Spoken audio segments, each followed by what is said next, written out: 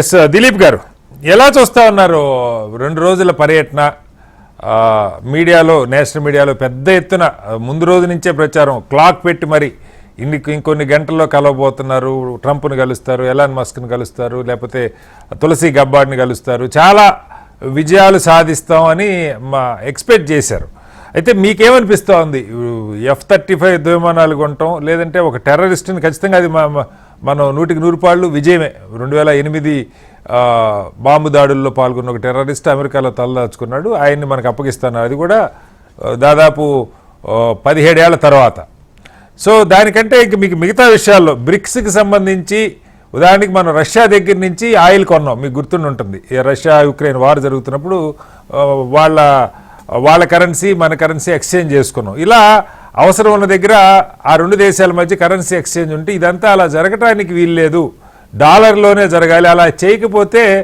100% సుంకాలు విధిస్తారని ఆయన ఘీంకరిస్తున్నటువంటి పరిస్థితి దిలీప్ గారు ఎలా అర్థం చేసుకోవాలి నమస్కారం మీకు ప్యానెల్ ఉన్న పెద్దలందరికీ నమస్కారం ఒకటి డెఫినెట్లీ దేశాల మధ్య ద్వైపాక్షిక సంబంధాలు మెరుగుపడాలి అనే దానికి ఇది దోహదపడితే ఎవరైనా వెల్కమ్ చేస్తారు ట్రేడ్ అనేది ఉంది కదా ట్రేడ్ అనేది ఒకప్పుడు 10 ఏళ్ల కింద ట్రేడ్ కును ఇప్పుడు almost 80 billion exports 50 billion imports దాని మీద టారిఫ్స్ ఎకానమీ కొంత దాని మీద డిపెండ్ అయినమాట వాస్తవం బట్ ఇంటర్నేషనల్ టైస్ లో చూసినట్లయితే మీరు అన్నట్టు మనకు రష్యాతో ఉన్న సంబంధాలు ఎప్పుడు మెరిగాయి వాళ్ళు ఆల్వేస్ మనకు ఫ్రెండే సరే పుల్లారావు గారు ఒక ఇన్స్టెన్స్ లో వాడు మనని కూడా వదిలేసి పక్కెట్లో పెట్టి చెప్పాడు కానీ ఏమంటానంటే ఇన్ జనరల్ ఇండిపెండెన్స్ వచ్చిన దగ్గర నుంచి ఇప్పటి వరకు కూడా వాళ్ళతో ఉన్న ట్రేడ్ సంబంధాలు అనేది కొద్దిగా ఎక్కువగానే ఉంటాయి వాళ్ళతో ఉన్నటువంటి వాడు మనకు సహాయ సహకారాలు వాళ్ళు కూడా ఈ F-35 కి సమానమైన Su-57 మనకు అమ్ముతున్నారు కూడా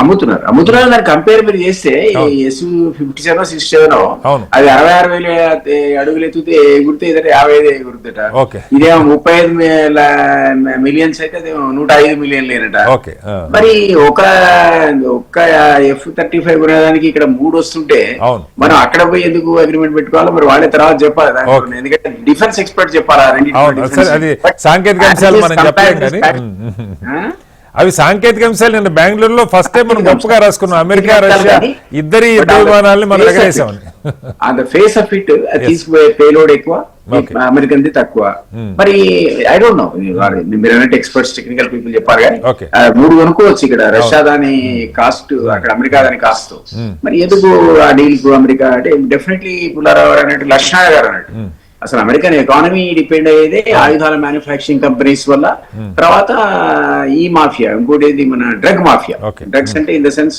ఫార్మాస్యూటికల్ ఈ రెండు కూడా ఆ దేశం యొక్క రాజకీయాలను శాసించే లెవెల్లో ఉంటాయి సో ఎక్కడ ఏ ట్రేడ్ ఒప్పందాలైనా ఏం జరిగినా ముందు ఆ రెండు అమ్ముకోవడానికి అవకాశం ఉందా లేదా వారు లేకపోతే సృష్టించే అంశం నేను సుదీర్ఘకాలం కేంద్ర ప్రభుత్వంలో కూడా కేసీఆర్ పనిచేసే సందర్భంలో రకరకాల అనుభవాలు నాకు అర్థమైంది ఏంటంటే ఆ దేశానికి సంబంధించిన ఒక FBI వాడు ఖచ్చితంగా మీకు ఇండియన్ ఎంబసీలో మన అమెరికన్ ఎంబసీలో ఉంటాడు ఇక్కడ వాడి పేరు వీసా ఆఫీసర్ ఉంటుంది అనమాట మీరు నేను అనుకుంటా వాడు వీసాలు వేస్తాడు వాడు వీసాలు ఇవ్వడు మన దేశంలో ఉన్నటువంటి రాజకీయ పరిస్థితుల మీద అవగాహన దాని మీద డే టు డే రిపోర్ట్ పంపుతాడు అట్లానే KGB వాడు ప్రతి దేశంలో ఉంటాడు సో వీళ్ళు అంటే మన వాళ్ళు కూడా ఉంటారు ఉండరు కదా రా సంబంధించిన అంశం వాళ్ళు కానీ ఇంకోటి కానీ మన దేశంలో కూడా ఇవన్నీ ఇప్పుడు నెసెసిటీ అనమాట ఆ దేశ ఆర్థిక పరిస్థితులను వ్యవహారాలను ఇవన్నీ అంచనా వేసుకుంటాం అయితే ఈ బయలాటరల్ ట్రేడ్ అనేది అది కూడా మీకు తెలుస్తుంది గతంలో ఈ మధ్య పీరియడ్ లో 10 ఏళ్లలో 44 కంట్రీస్ తో వాళ్ళు రీరైట్ చేసుకున్నారు గతంలో ఉన్న ఒప్పందాలను బీజేపీ గవర్నమెంట్ వచ్చినాక గత 11-12 ఏళ్లలో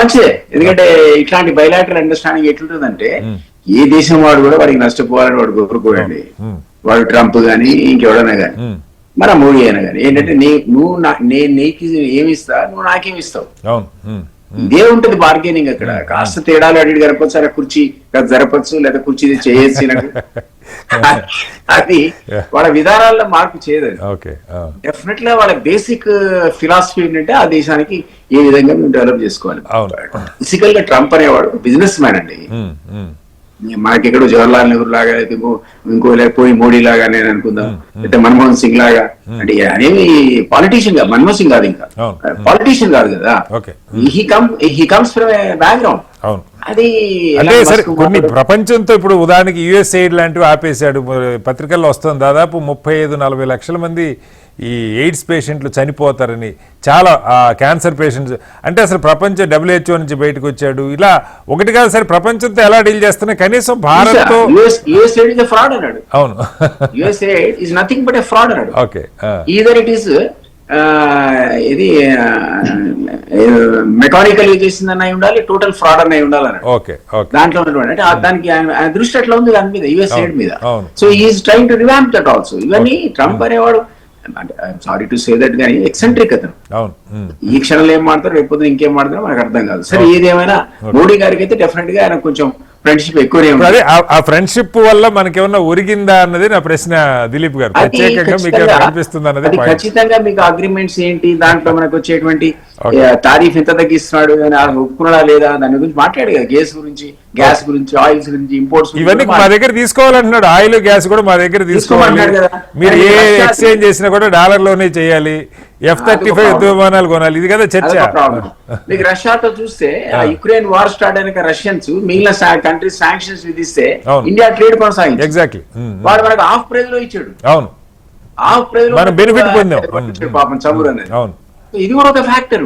అవన్నీ కూడా మీరు లక్ష్మణ గారు అన్నట్టుగా అసలు ఈ మొత్తం బైలాటరల్ అగ్రిమెంట్స్ అని కూడా ఏవైతే ఉభయలు కలిసి రాసుకున్నారో వాటి యొక్క ఫ్యాక్చువల్స్ ఏంటి, ఫ్యాక్ట్స్ ఏంటి అనేది బయటకు వచ్చి ఈ ట్రేడ్ లో ఇంత, దీంట్లో ఇంత, డిఫెన్స్ లో ఇంత, ఇట్లాంటివి బయటకు వస్తే తప్ప నిజంగా కూడా మనకి ఎంత లాభం జరిగిందో అనేది వెరీ డిఫికల్ట్ అసెస్. నేను ఎకానమిక్స్ కూడా నేను ఆల్సో నా background forest background, then political background, right Suhasini గారు బ్యాక్గ్రౌండ్ కాదు కదా. బట్ స్టిల్ ఓవరాల్ గా మన పొలిటికల్ సివియర్ కింద కనెక్ట్ అయి ఉంది కాబట్టి ఇది మనకు కూడా ఏంటంటే ఈ రోజు దాన్ని మనం వెల్కమ్ చేయాల్సిందే.